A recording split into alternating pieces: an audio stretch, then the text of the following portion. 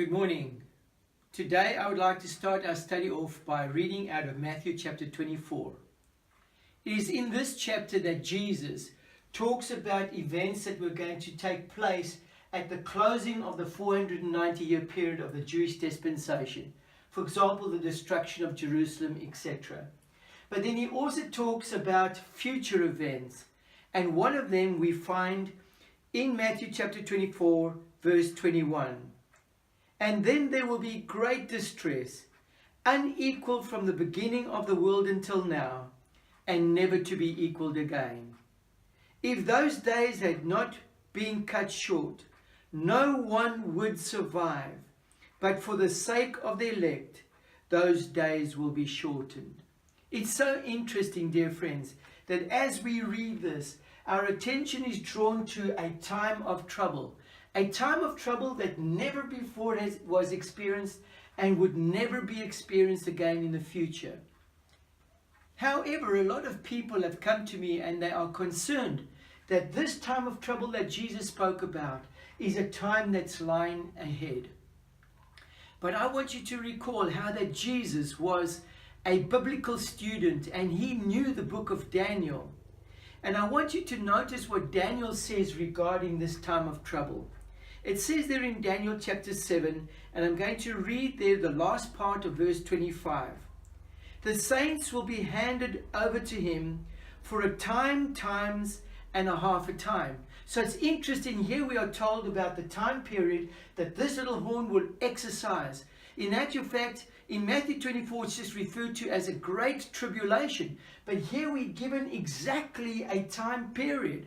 It says further in Daniel chapter 8, and I want to read there from verse 12.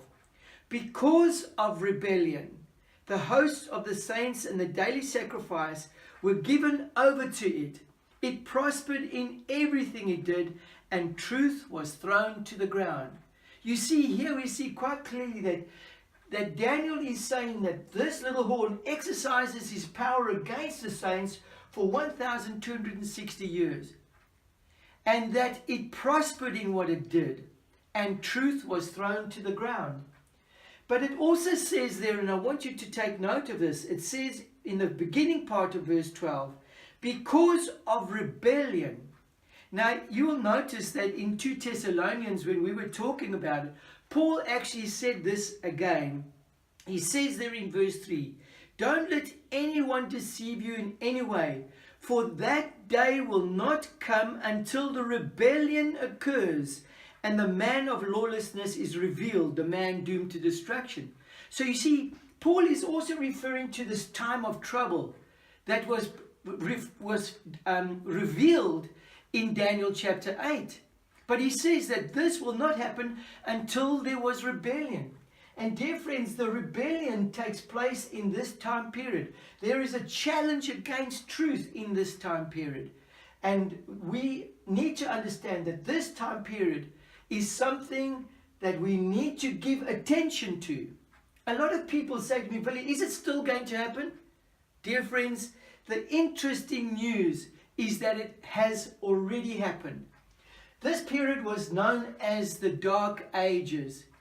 It was in this time period that all who did not submit to this little horn's power, that they were burned at the stakes, their heads were chopped off at guillotines, they were handed over to lions to be eaten in arenas. It's terrible, but the guesstimate is that from 50 to 100 million people gave their lives for their faith during this period of time. And as Jesus said, that if this time period was not cut short, everybody, the total Christian world at that stage, those who followed truth, could have been wiped out. But for the sake of the elect, God actually intervened before this full period had played out and saved people, saved the Christian church. You know, in Revelation, we are counseled in Revelation chapter 12, it says there, verse 14, the woman was given the 2 wings of a great eagle so that she might fly to the place prepared for her in the desert, where she will be taken care of for a time, times, and a half a time out of the serpent's reach.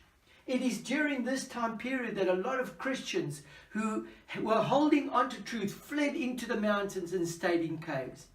People are asking me, Willie, must we flee into the mountains? Must we go and stay in caves and things like that? Dear friends, only if you were living in this time period.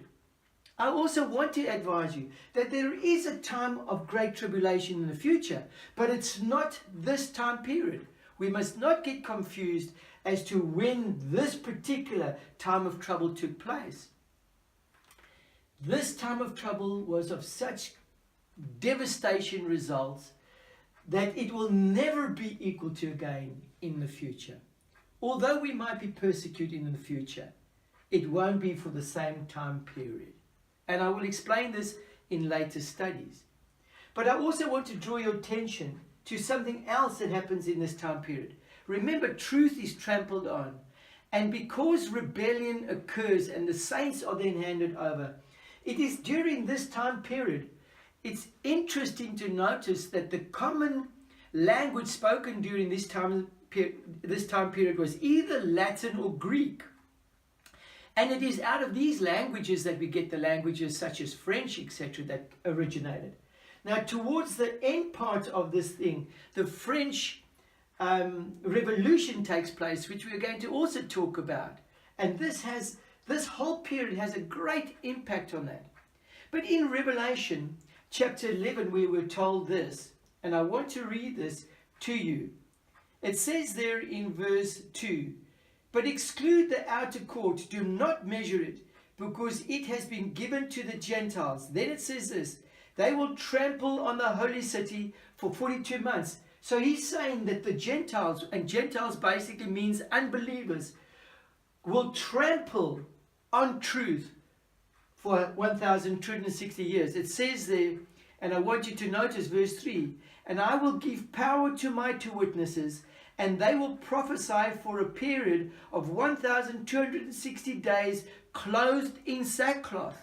What does it mean to be clothed in sackcloth? It means that you are in a state of death. You see, in the olden days when people approached God and they were serious about what they were asking for, they would not wash themselves. Dead people can't wash themselves. They would not eat.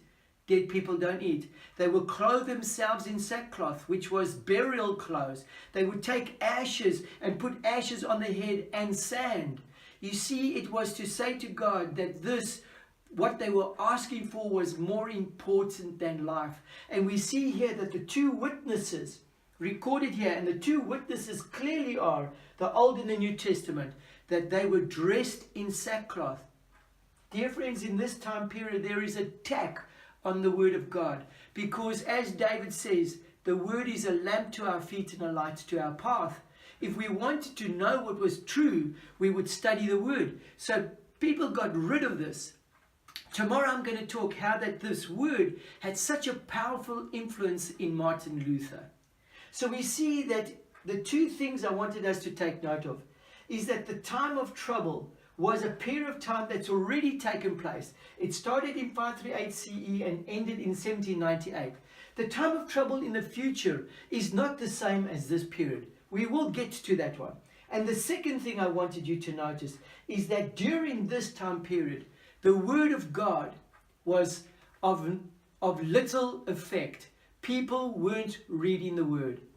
I want to end off this study by saying that it's so interesting that the common language spoken at this time period was that of Latin or Greek.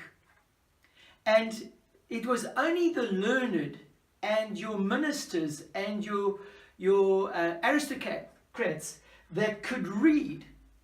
Most people were illiterate in this time period. It is only in the last, you could say, 120 to the last 50 years of the existence of this world that people, the common people, have become literate. Prior to this time, they were dependent on what the fathers said. And what a way to promote error when truth has been trampled on. Those who clung to truth, 50 to 100 million, gave their lives for that. I'm going to talk about this more in the future. And they set an example to us of how that we are to endure right up to the end. May God bless you as you study this word with me.